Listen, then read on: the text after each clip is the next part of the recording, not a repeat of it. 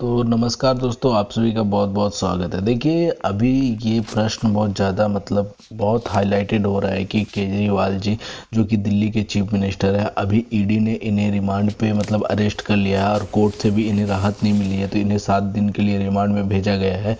तो इसमें जो अभी प्रश्न उठ रहा है कि क्या केजरीवाल जो दिल्ली के मुख्यमंत्री के तौर पे क्या जेल में चले जाते हैं तो क्या वहाँ से भी ये सरकार चला पाएंगे।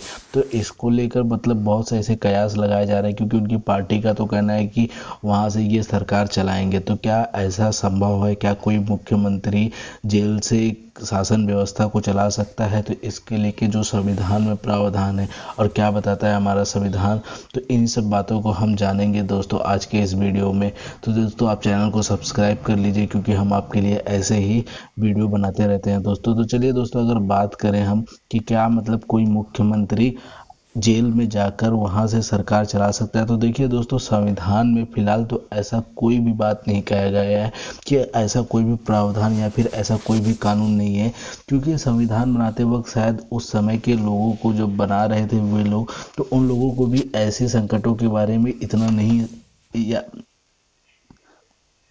सामना करना पड़ा था होगा, क्योंकि उन्होंने भी सोचा होगा कि शायद ऐसी ये नैतिकता का विषय है दोस्तों। क्योंकि जब भी कोई ऐसी परिस्थिति आती है तो आदमी स्व इच्छा से अपना इस्तीफा दे देता है। तो ऐसे में शायद उस समय संविधान बनाने वालों को लगा होगा कि शायद जितने समझदार लोग होंगे, लेकिन उन्हें कहाँ पता था कि ऐसे भी समय आएगा कि देश में ऐसे भी कंडीशन बनेगी।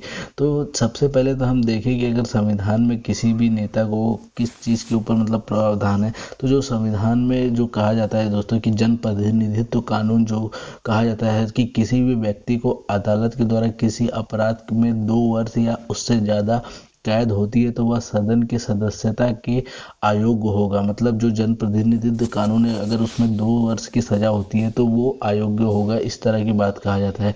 खास करके कुछ कुछ मामलों में इसे दोषी ठहराए गए में अयोग्यता की अगर दोषी ठहराया गया है तो उसमें वो कोई मामले के हिसाब से कोर्ट डिसाइड कर सकता है। लेकिन जब तक, क्योंकि अभी तो इन्हें अरेस्ट किया गया है जो कि दिल्ली के मुख्यमंत्री हैं, तो अभी इन पे सज़ा नहीं हुई, तो ऐसे में कोई ऐसा प्रावधान नहीं है कि इन्हें जेल में भेज दिया जाने के बाद में इनको दिल्ली के मुख्यमंत्री के पद से हटाया जा सके। क्योंकि अभी जब तक इन पे केस रनिंग होगा, उसके बाद अगर ये दोषी करार होते हैं तब इन पर सज़ा की बात आती है। तो जब तक अरेस्ट है तब तक इन पे दोष सिद्ध नहीं हुआ है, तब तक संविधान के हिसाब से ये दिल्ली के मुख्यमंत्री बने रह सकते हैं। लेकिन इसमें जो एक्सपर्ट्स बताते हैं कि अगर ये ऐसा करते हैं तो कहीं ना कहीं ये बहुत ज़्यादा प्रॉब्लम क्रिएट करने वाला बात हो जाएगी। क्योंकि जेल के अंदर से एक सरकार को चला पाना बहुत ही ज़्यादा प्रशासनिक तौर पे एक चुनौती का काम रहेगा, और ये इतनी आसान बात नहीं रहेगी, इतना आसान नहीं रहेगा अरविंद केजरीवाल के लिए भी कि इस व्यवस्था को एक बना के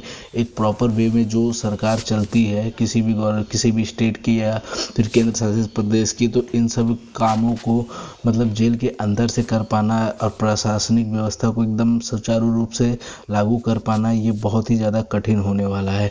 तो इस पे दोस्तों, क्योंकि ये बताया जाता है कि ये जो एरिया है संविधान में हमारा, इस मामले में अभी ग्रे एरिया के रूप में बताया जाता है, और इसके लिए आने वाले समय में हम अदालतों के या सुप्रीम कोर्ट हमारा इस पे कोई एक्शन ले सकता है या कोई कानून के प्रावधान कर सकता है। तो ये तो आने वाला वक्त ही बताएगा कि इस सब क्षेत्रों में क्या काम होता है। तो देखिए दोस्तों, ऐसे बहुत से केसेस आते हैं जब संविधान के अनुरूप जो बातें ज़रूरी नहीं है कि जो संविधान में नहीं है, लेकिन उसके अनुरूप सुप्रीम कोर्ट इसका डेफिनेशन बार बार देते रहता है। तो हो सकता है कि इस केस में भी कुछ ना कुछ हमें बड़ा एक बदलाव देखने को मिले, जो आने वाले केसों के लिए एक बैरियर का काम करेगा। तो ये तो अभी दोस्तों सुप्रीम कोर्ट में ही पता चल पाएगा कि ये केस में क्या हो पाता है, तो ये तो आने वाला वक्त ही बताएगा दोस्तों। लेकिन फिलहाल ऐसे कोई भी प्रावधान हमारे संविधान में नहीं है जो ऐसा करने से रोकता हो। तो आशा करता हूँ दोस्तों आपको ये बात समझ आ गई होगी दोस्तों। तो आप चैनल को सब्सक्राइब कर लीजिए, क्योंकि हम आपके लिए ऐसे ही वीडियो बनाते रहते हैं, तो आपको उन वीडियो का भी नोटिफिकेशन आसानी से मिलता रहेगा दोस्तों। तो मिलते हैं दोस्तों अगली वीडियो में एक नए टॉपिक के साथ। जय हिंद दोस्तों।